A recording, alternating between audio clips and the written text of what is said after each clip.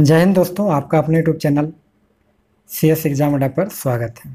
दोस्तों, आज हिंदी दिवस के अवसर पर आप लोगों के लिए हिंदी विशेष यानी राजभाषा अर्थात इसको इंग्लिश में हम कह सकते हैं ऑफिशियल लैंग्वेज को लेकर आया हूँ। दोस्तों, इसमें जो है आपको पूरी तरह राजभाषा के बारे में बताएंगे। हिंदी दिवस कैसे मनाया जाने लगा है ना, इसका गठन कब कब हुआ, इसके क्या प्रयोजन है, ये सारा चीज़ आज हम लोग डिस्कस करेंगे इस वीडियो में। आप लोग अंत तक बने रहें। तो चलिए शुरू करते हैं। सबसे पहले हम लोग देखते हैं ये राजभाषा क्या है। ठीक है, सबसे पहले ये हम लोग देखते हैं।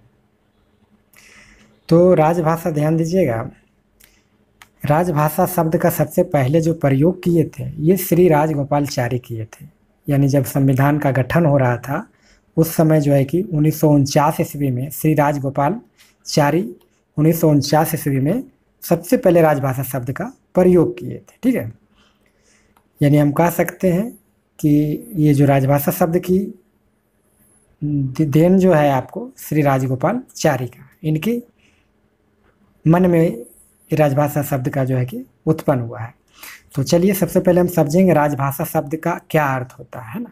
तो ये जो है कोई भी देश हो तो उस संविधान द्वारा सरकारी कामकाज, प्रशासन, संसद, विधानमंडलों तथा न्यायिक कार्यकलापों के लिए स्वीकृत भाषा, यानी उस देश की संविधान द्वारा सरकारी कामकाज हो, संसद के लिए हो, जो भी कार्य हो रहा हो, चाहे आपका प्रशासन हो गया, चाहे विधानमंडल या न्यायपालिका कार्य के लिए जो भी स्वीकृत भाषाएं होगी उसमें जो है स्वीकृत दिया गया हो भाषा संविधान के द्वारा, उसी को ही राजभाषा कह सकते हैं। पुरानों शब्द हम कह सकते हैं राजा रजवाड़ों के समय में, तो राजा के शासनकाल में यानी उसके राज्य में जो भी भाषाएं लिखित रूप से प्रयुक्त किया जाता था उसे ही राजभाषा कहते हैं। ठीक है, चलिए तो हमारा संविधान के भाषा में देखना है तो ये हमारे जो भी सरकारी कामकाज होंगे, प्रशासन, संसद, न्यायपालिका, विधानमंडल में जो प्रयुक्त भाषा होंगी, जिसको स्वीकृत मिला है कि ये भाषा जो है कि आप कर सकते हैं उपयोग, तो उसी को हम लोग राजभाषा कहते हैं। चलिए, राजभाषा का जो वर्णन है संविधान के भाग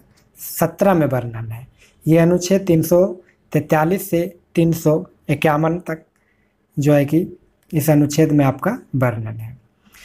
राजभाषा आयोग का सर्वप्रथम जो गठन हुआ था 1955 ईस्वी में, जिसके अध्यक्ष थे BG खैर थे। ठीक है, चलिए उसके बाद नेक्स्ट देख लेते हैं हम लोग। नेक्स्ट आपका है राजभाषा आयोग विभाग, एक विभाग बनाया गया। ठीक है, 1975 ईस्वी में जो है कि एक राजभाषा आयोग का विभाग का स्थापना किया, एक डिपार्टमेंट है। ठीक है, ये डिपार्टमेंट आपका है राजभाषा विभाग जो है एक डिपार्टमेंट है। ये डिपार्टमेंट आपका गृह मंत्रालय के अंतर्गत में आता है। डिपार्टमेंट जो है आपका राजभाषा विभाग है। ठीक है, ये राजभाषा विभाग है। इसकी स्थापना जो हुआ था आपका 1975 में हुआ था। ये जो हुआ था एक अधिनियम होता है 1963 अधिनियम, राजभाषा अधिनियम 1963 के तहत जो है इसका स्थापना किया गया कि चलिए एक राजभाषा आयोग विभाग की भी जो स्थापना किया जाए ताकि इसका जो है विकास, प्रचार प्रसार जो है कि हो राजभाषा का। चलिए तो हम लोग नेक्स्ट देखते हैं। इसी में आगे देखिएगा आप लोग हिंदी दिवस हम लोग मनाते हैं। हिंदी दिवस क्यों मनाते हैं? ठीक है, तो हिंदी दिवस सबसे पहले समझिएगा, हिंदी दिवस 14 सितंबर को मनाया जाता है। आज ही के दिन 14 सितंबर को हिंदी दिवस के रूप में मनाया जाता है। क्यों मनाया जाता है?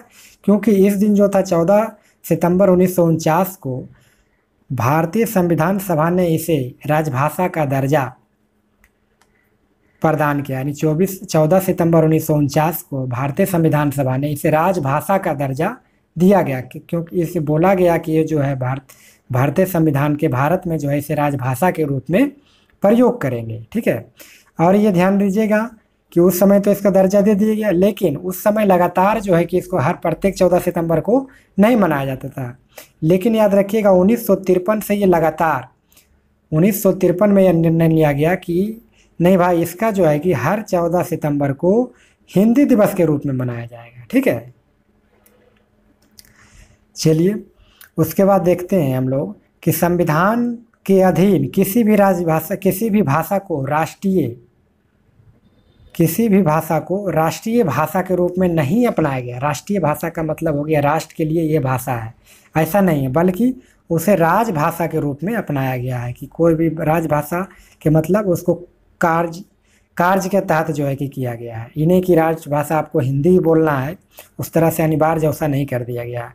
राजभाषा का मतलब ऑफिशियल लैंग्वेज, ठीक है, यानी कि कार्यकलाप के रूप में जो इस भाषा का उपयोग किया गया है।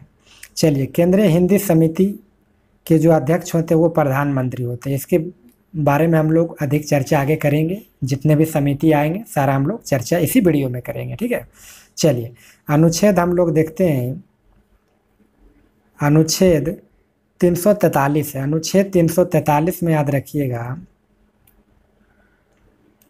अनुच्छेद 343 में आपका संघ की राजभाषा का वर्णन है। यानी संघ की राजभाषा जो होगी वो आपका अनुच्छेद 343 के 1 के अनुसार संघ की राजभाषा हिंदी होगी और लिपि जो होगा वो आपका देवनागरी होगा, ठीक है। चलिए, एक एक करके सारा अनुच्छेद देख लेते हैं। जितने भी हमारा अनुच्छेद जो है कि राजभाषा के लिए जो वर्णित है हिंदी के लिए, वो 343 से लेकर के 351 तक है, ठीक है। ये सारा को हम एक एक देख करके देख लेते हैं। चलिए देखिए, सबसे पहले हम लोग 343 में देख लिए। उसमें हमारा वर्णन है कि संघ की राजभाषा जो होगा हिंदी होगा, राष्ट्रभाषा नहीं, राजभाषा, ठीक है, हिंदी होगी, जिसका लिपि जो होगा देवनागरी होगा। चलिए, अनुच्छेद हम लोग 344 देखते हैं। इसमें जो है राजभाषा के संबंध में आयोग और संसदीय समिति का वर्णन है। इसमें संसदीय समिति आएंगे, इसमें जो भी आयोग है उसका सारा वर्णन है। राजभाषा आयोग का गठन, सारा चीज़ जो इसमें वर्णन है। संसदीय समिति, कितने समिति इसके होते हैं, सारे इसमें वर्णन होते हैं, ठीक है। संसदीय समिति के बारे में हम लोग आगे डिस्कस में पढ़ेंगे। चलिए, अगला देखिएगा, अनुच्छेद जो है 345। इसमें जो है राज्य की राजभाषा या राजभाषाओं का जो है कि वर्णन है। जितने भी राज्य हैं उसकी जो भी राजभाषा है इसके अंतर्गत ये वर्णन है। चलिए, नेक्स्ट देख लेते हैं अनुच्छेद 346। अनुच्छेद 346 में देखिएगा, इसमें इसका वर्णन है कि एक राज्य से दूसरे राज्य एवं संघ के बीच पत्राचार का भाषा। सपोज दैट कोई स्टेट है, एक स्टेट है दूसरे स्टेट में बात करना चाहता है, कोई पत्र के माध्यम से कुछ पत्राचार करना चाह रहा है ना, संवाद दोनों में करना चाह रहा है, तो उसका जो है कि अनुच्छेद 346 में उस राजभाषा का जो है कि वर्णन है कि इस भाषा से जो है आप पत्राचार कर सकते हैं, ठीक है। जैसे इंग्लिश हो गया, अंग्रेजी जो है एक दूसरे से आप कर सकते हैं। अनुच्छेद 346 के अंतर्गत इसका वर्णन है। चलिए, अनुच्छेद 347 देख लेते हैं। किसी राज्य की जनसंख्या के समूह द्वारा बोले जाने वाली भाषा से संबंधित विशेष है।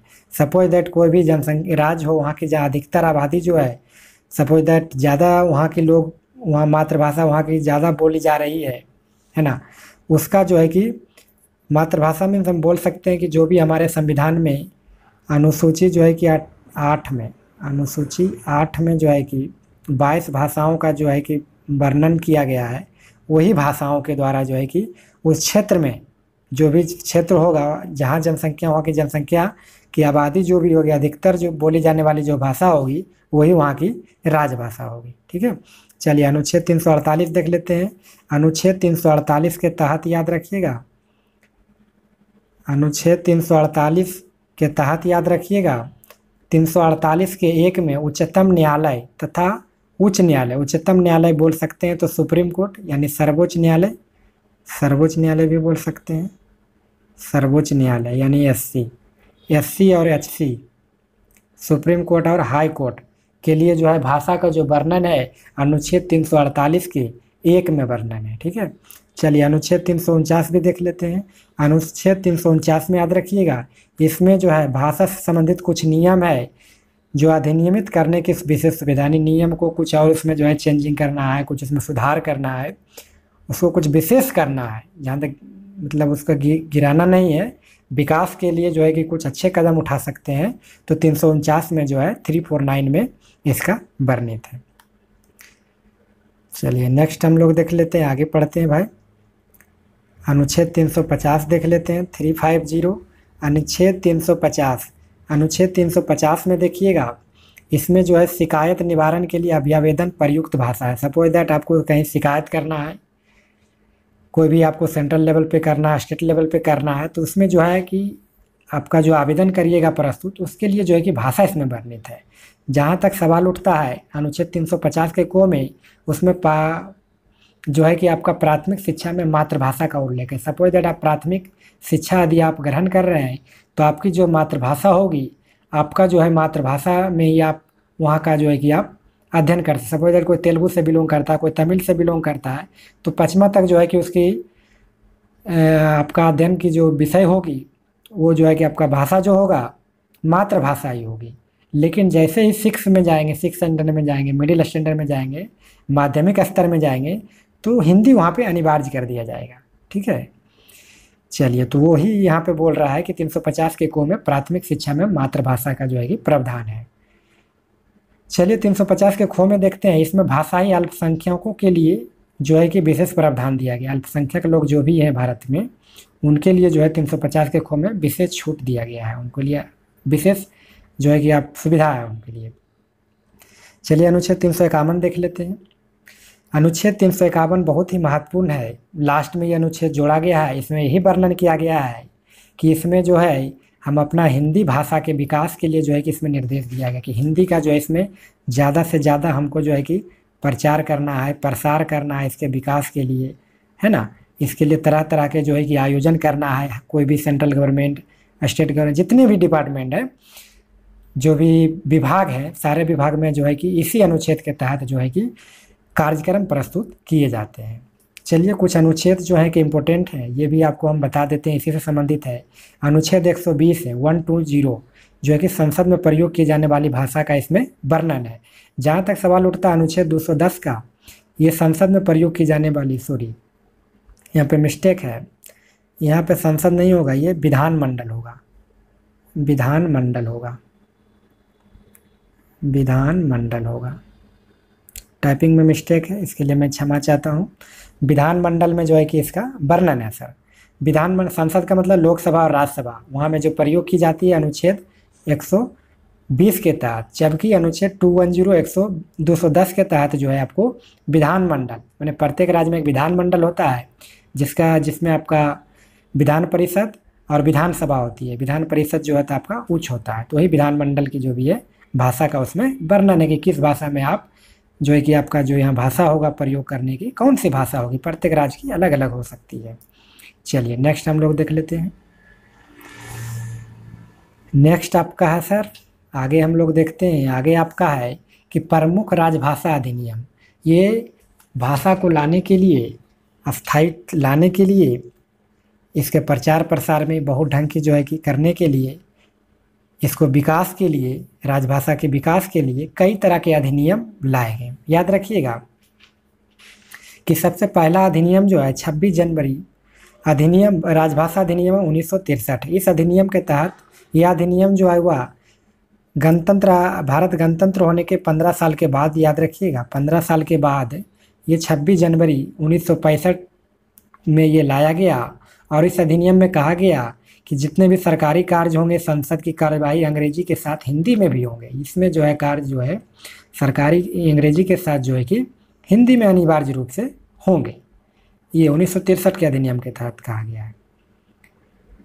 चलिए नेक्स्ट देखते हैं। अधिनियम आपका 1976 है, ये भी इम्पोर्टेंट अधिनियम है। इस अधिनियम में राजभाषा अधिनियम, इसी को राजभाषा अधिनियम कहा गया है, 1976 को ही ऑफिशियल लैंग्वेज। तो इसमें देखिएगा, ये सरकारी कार्य जो है संसद की में, सरकारी कार्य और संसद की जो भाषा होगी, जो यह 1963 के अधिनियम का पालन करता है, अधिनियम का स्वीकृत करता है या पालन करता है। ठीक है, ये भी हिंदी में ही होंगे। जबकि याद रखिएगा तमिलनाडु राज्य पे इसका लागू नहीं होगा, सभी राज्यों पे लागू होगा कि आपका जो हिंदी में कार्य आपको करना है, संसद हिंदी में करना है। हिंदी के साथ साथ आप इंग्लिश में भी कर सकते हैं, तो जो है कि 1963 के नियम का ये स्वीकृत करता है। जबकि याद रखिएगा तमिलनाडु पर इसका लागू नहीं है, तमिलनाडु में भी नहीं कहा गया, आप इंग्लिश में भी काम कर सकते हैं यहाँ पे। चलिए अगला है राजभाषा संकल्प लेना है लास्ट में। जब 2 अधिनियम आया, उस अधिनियम के तहत यह कहा गया है कि आपको इसका पालन करना पड़ेगा। इस अधिनियम के तहत आपको जो भी ऑफिशियल कार्य होंगे इसके तहत आपको करने पड़ेंगे।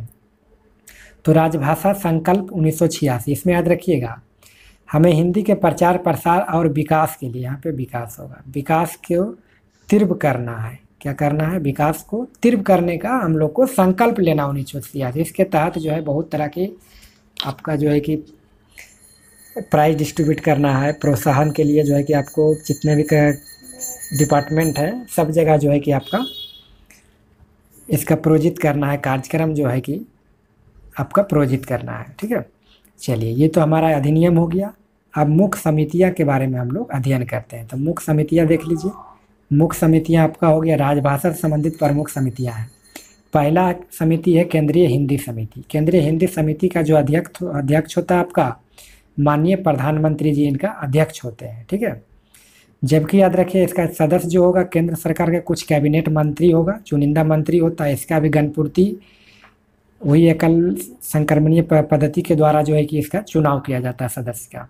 कुछ राज्यों के इसमें मुख्यमंत्री भी होते हैं और हिंदी एवं भारतीय भाषाओं के विद्वान इसमें नामित होते हैं। ठीक है, ये जो है कि नामित होते हैं, उसका एक प्रक्रिया होता है, उस प्रक्रिया के तहत जो है कि इसमें चुने जाते हैं। अगला देखिए संसदीय राजभाषा समिति है। इसका जो अध्यक्ष होता है माननीय गृह मंत्री होते हैं। ठीक है, ये गृह विभाग का ये राजभाषा, तो उसका जो माननीय गृह मंत्री इसके अध्यक्ष होते हैं। इसमें 30 सदस्य होता है और 20 लोकसभा सदस्य होते हैं और 10 जो इसमें राज्यसभा सदस्य होते हैं। दोनों मिला करके 30 सदस्य इसमें होते हैं। इसका जो कार्य है देश भर में राजभाषा परीक्षा का जो है कि परीक्षण करवाना है, प्रायोजित करवाना है, उसका जायजा लेना है, ले करके जो माननीय राष्ट्रपति के समक्ष जो है इसको प्रस्तुत करना है। ठीक है, चलिए सर नेक्स्ट देखते हैं। आपका तीसरा नंबर जो समिति है, तीसरा समिति है केंद्रीय राजभाषा कार्यान्वयन समिति। केंद्रीय राजभाषा यानी सेंट्रल लेवल पर जो है इसका कार्यान्वयन करवाएगा। तो इसमें जो भारत सरकार विभिन्न मंत्रालयों विभागों आदि में राजभाषा कार्यान्वयन को दिशा देने के लिए गठित इस समिति की अध्यक्षता सचिव, राजभाषा विभाग, गृह मंत्रालय, भारत सरकार करते हैं। इसकी जो अध्यक्षता करता है वहाँ के जो सचिव हैं, आपका गृह मंत्रालय की सचिव है राजभाषा विभाग के, वो जो है कि अध्यक्षता करते हुए ऑर्डर इशू करते हैं। और जितने भी डिपार्टमेंट में है जो वहाँ जो है कि आपका हिंदी पखवाड़ा, हिंदी दिवस के रूप में इसका प्रोत्साहित करने के लिए अनुच्छेद 351 के तहत जो है आपका ये करते हैं। ठीक है, करते हैं और ये जो है कि आपका ये अनिवार्य रूप से करते हैं। चलिए नेक्स्ट देख लेते हैं। आपका जो है चौथा नंबर आपका है हिंदी सलाहकार समिति। इसमें हिंदी सलाहकार समिति मुख्य रूप से होते हैं। यह समिति मंत्रालय अथवा विभाग स्तर पर गठित की जाती है। मंत्रालय अथवा विभाग स्तर पर, मिनिस्ट्री लेवल पर और डिपार्टमेंट लेवल पर इसका गठित किया जाता है। संबंधित मंत्रालय विभाग तथा अधीनस्थ कार्यों में राजभाषा कार्यान्वयन के संबंध में मार्गदर्शन एवं दिशा निर्देश दिए जाते हैं। इस समिति का प्रमुख दायित्व है, यानी इसका जो है कि जितने भी डिपार्टमेंट हैं मिनिस्ट्री लेवल पर जो है कि इसका कार्य होता है, दिशा निर्देश दिया जाता है मंत्रालय को और विभाग को कि जो है कि राजभाषा को कार्यान्वयन के लिए जो है कैसे इसका विकास करना है, कैसे इसका क्या करना है, मार्गदर्शन देते हैं, डायरेक्शन देते हैं जो भी होते हैं। चलिए इसमें 5वां नंबर है नगर राजभाषा कार्यान्वयन समिति। इस समिति नगर के स्तर पर कार्य करता है। नगर में स्थित भारत सरकार के कार्यालयों के अध्यक्षों के वरिष्ठतम इस समिति का अध्यक्ष होता है। ठीक है, बड़े नगरों में जहाँ कार्यालयों की संख्या काफ़ी अधिक होती है वहाँ सार्वजनिक उपकरणों और राष्ट्रीयकृत बैंकों, बीमा कंपनियों की अलग से समितियाँ गठित की जाती है। चलिए आज का लास्ट इसमें देखते हैं।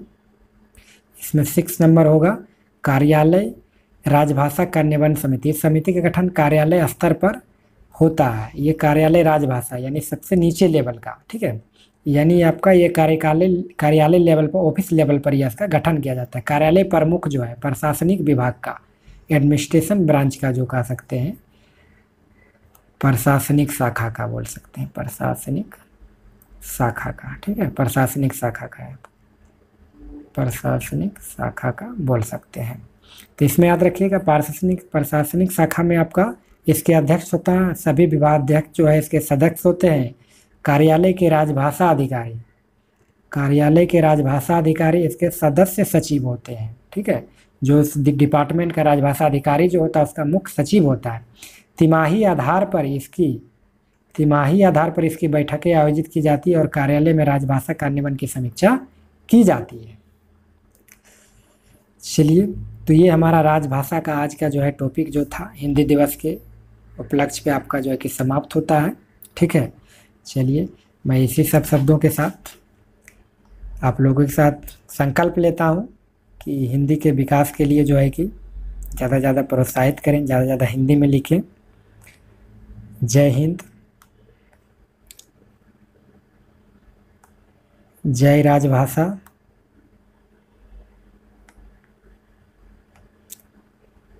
जय राजभाषा, जय हिंद। चलिए दोस्तों, फिर हम मिलते हैं नेक्स्ट वीडियो के साथ, तब तक के लिए धन्यवाद।